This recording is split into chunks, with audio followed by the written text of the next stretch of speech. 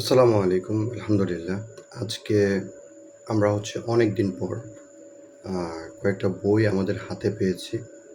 বইগুলো আসলে অর্ডার করা হয়েছিল জুনের ৪ তারিখ অ্যান্ড আজকে সম্ভবত জুন মাসের ১৯ তারিখ। সো a লং টাইম, অনেক দিন পর তাদের স্টকে একটা বই ছিল না। সেটা অ্যাকচুয়ালি ক্যানসেল করতে হইছে। আল ওয়াবিলুস সাইয়্যিব নামের বইটি ছিল ইবনুল কাইয়্যিম রাহিমাহুল্লাহ লিখিত। তো ওই বইটি স্টকে ছিল না এবং স্টকে না থাকায় আমরা ওইটা ক্যানসেল করে ফাইনালি যেগুলো স্টকে আছে ওইগুলোই নিয়ে নেই এবং একটা লং টাইম ওয়েটিং এর পর আমরা বইগুলো হাতে পাই।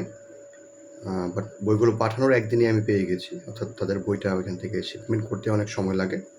তো ওয়াফি লাইফ থেকে আমরা নতুন যে বইগুলো নিয়েছি আ আল ওয়াবিলুস সাইয়্যিব সহ আমরা অর্ডার করেছিলাম মূলত এই বইগুলো গিয়ে প্রতিদিনের তালিমের জন্যে।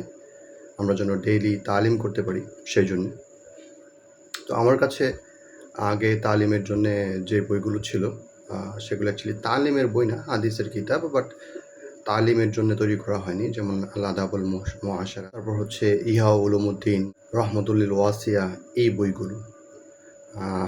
আপনারা আমার দিকে দেখতে পাচ্ছেন যে আমি সুন্দর করে কথা বলতে পারছি না, কারণ গিয়ে আমি অসুস্থ। অনেকদিন যাবৎ ভাইরাল ফিভারে আক্রান্ত। এখন আমি অসুস্থ এবং আমি আসলে তেমন একটা কথা বলতে পারতেছি না। যাই হোক, আমি বইটার পরিচয় আপনাদের সামনে তুলে ধরি। ৩ টা বই আমাদের কাছে আছে। প্রথমে যে বইটা সেটা হচ্ছে রিয়াদাস সালেহীন। এটা জানেন আপনারা, খুবই পরিচিত একটি বই তালিমের জন্যে, প্রতিদিনকার আমলের জন্যে, আমল সম্পর্কে জানার জন্যে খুবই প্রয়োজনীয় একটা বই রিয়াদাস সালেহীন। এটা ২ খণ্ডে প্রকাশিত হয়েছে। এখানে আপনারা দেখতে পাচ্ছেন। এটা গিয়ে পথিক প্রকাশনী থেকে সম্ভবত প্রকাশিত হয়েছে। হ্যাঁ, পথিক প্রকাশনী থেকে সম্ভবত প্রকাশিত হয়েছে। অ্যান্ড এরপর আমাদের কাছে সবচাইতে প্রচলিত তাবলীগের কিতাব, যেটি তালিমের কিতাব, সেটি ফাজাইলে আমল। আপনারা এখানে দেখতে পাচ্ছেন। এটি তাহকিক ও তাহরিজকৃত, অর্থাৎ এখানে হাসান সাহিব জয়ীফ এবং কোন হাদিস কোথায় কোন কিতাবে আছে সেটি লেখা আছে। সো আহলে হাদিসরা যেই অভিযোগ করেন সেই অভিযোগ থেকে এই বইটা আসলে মুক্ত। যাই হোক, তারপর আমাদের কাছে আরও একটি বই আছে, সেটি আল ফাওয়াইদ।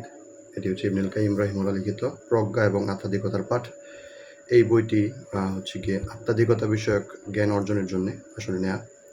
তো এই ছিল বইগুলো। আমরা আল ওয়াবিলুস সাইয়্যিব বইটা আসলে নিতে পারিনি। যদি ইনশাআল্লাহ ভবিষ্যতে নেই, তখন হয়তো সেটার রিভিউ আসবে ইনশাআল্লাহ।